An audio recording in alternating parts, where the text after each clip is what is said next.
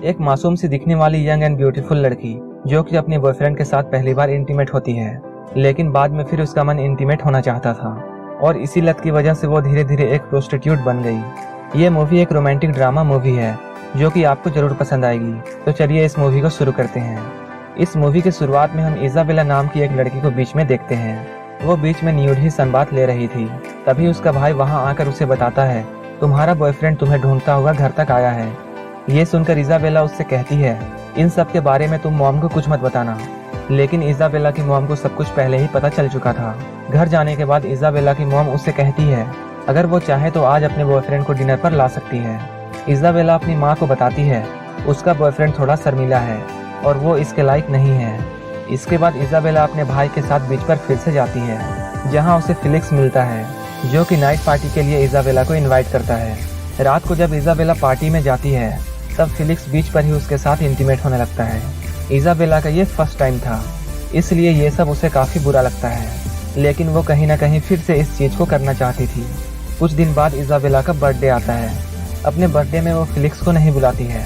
अगले दिन इजाबेला अपने डैड के पास जाने लगती है। इजाबेला के मॉम और उसके डैड का डिवोर्स हो चुका है। ये दोनों अब अलग रहते हैं, लेकिन इजाबेला हमेशा अपने डैड के घर आया करती थी। इजाबेला जब यहाँ से जा रही होती है तब रास्ते में उसे फिलिक्स दिखाई देता है। फिलिक्स को देखकर उसके चेहरे पर कोई भी फीलिंग्स नहीं आती है, वो उसे इग्नोर करती है। इस सीन को देखकर हमें पता चलता है कि इजाबेला फिलिक्स का सिर्फ यूज कर रही थी, वो फिलिक्स को बिल्कुल नहीं चाहती है। कुछ वक्त के बाद हम इजाबेला को एक होटल में जाते हुए देखते हैं, जहाँ उसे जॉर्ज नाम का एक बूढ़ा आदमी मिलता है। इजाबेला अब एक प्रोस्टिट्यूट बन चुकी है जो पैसों के लिए लोगों के साथ सोती है। इजाबेला ऑनलाइन साइट से लोगों को ढूंढती है। इसके बाद वो अपना समय निकालकर होटल में उन लोगों से मिलती है। उसकी मुलाकात जॉर्ज से होती है जो कि उससे कहता है वो एक यंग एंड ब्यूटीफुल लड़की है। कुछ बातें करने के बाद ये दोनों इंटीमेट होते हैं।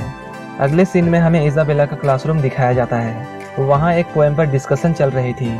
कोई कह रहा था ये पोएम समर के बारे में है क्योंकि लोग समर में खूब इंजॉय करते हैं।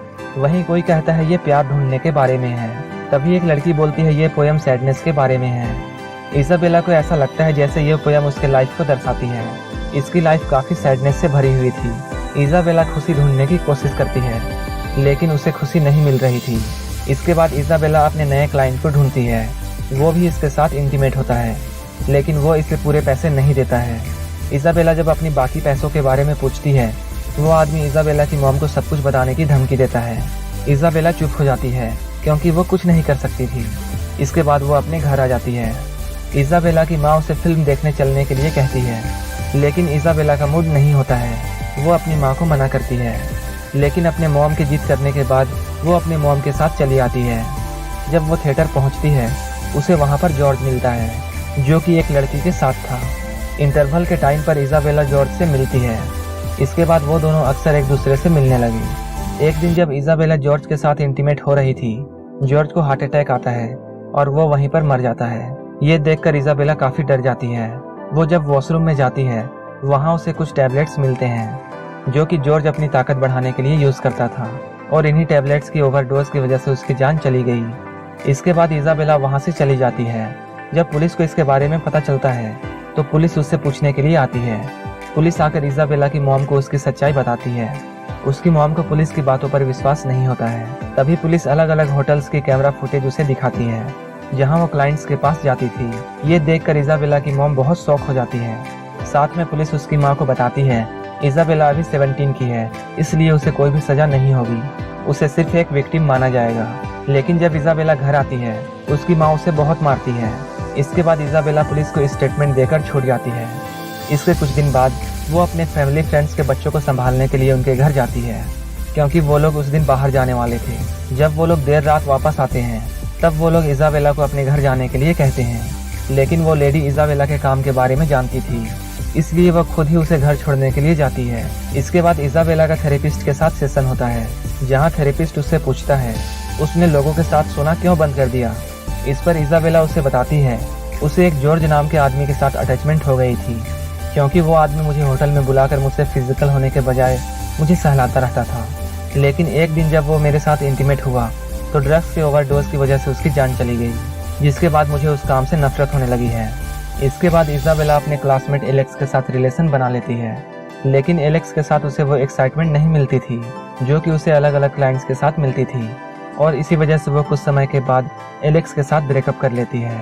जब एक दिन इजाबेला अकेली बैठी होती है, तब वो अपना दूसरा फ़ोन ऑन करके देखती है, जिसमें बहुत सारे क्लाइंट्स ने मैसेज किया था। उनमें से एक मैसेज जॉर्ज की वाइफ एलिस का था, जो कि उससे मिलना चाहती थी। वो इजाबेला को मिलने उसी होटल में बुलाती है जहां वो जॉर्ज के साथ अक्सर मिला करती थी। वहां पहुंचने पर एलिस इजाबेला से कहती है, मैं तुम्हें एक बार देखना चाहती थी। वो कहती है, मेरे हस्बैंड एक बहुत ही यंग एंड ब्यूटीफुल लड़की से प्यार करते हुए मर गए। एलिस उसे बताती है, इसमें तुम्हारी कोई भी गलती नहीं है, वो पहले से ही बीमार थे। एलिस उसे बताती है, जब मैं यंग हुआ करती थी तो बिल्कुल तुम्हारी ही तरह दिखती थी, मैं भी बिल्कुल यंग एंड ब्यूटीफुल थी। इसके बाद एलिस उसी रूम में जाती है जहां जॉर्ज ने आखिरी सांस ली थी, और वहां उसी बेड में लेटकर एलिस ठीक उसी तरह इजाबेला को सहलाती है जैसा जॉर्ज किया करता था। इस तरह इजाबेला को वहां नींद आ जाती है। जब वो नींद से जागती है तब एलिस वहां से जा चुकी थी। यहीं पर यह मूवी खत्म हो जाती है। इस मूवी में हमें इजाबेला की कहानी दिखाई देती है, जो कि अपने यंग एज में एक गलत रास्ते पर चली जाती है। इजाबेला ये काम करके बिल्कुल भी खुश नहीं होती है, लेकिन धीरे धीरे उसे जॉर्ज के साथ अच्छा लगने लगा था। दोस्तों, अब आप इस वीडियो को लाइक करके मेरे चैनल को सब्सक्राइब कर लेना, क्योंकि मैं इसी तरह की बहुत सी वीडियोस लाने वाला हूँ।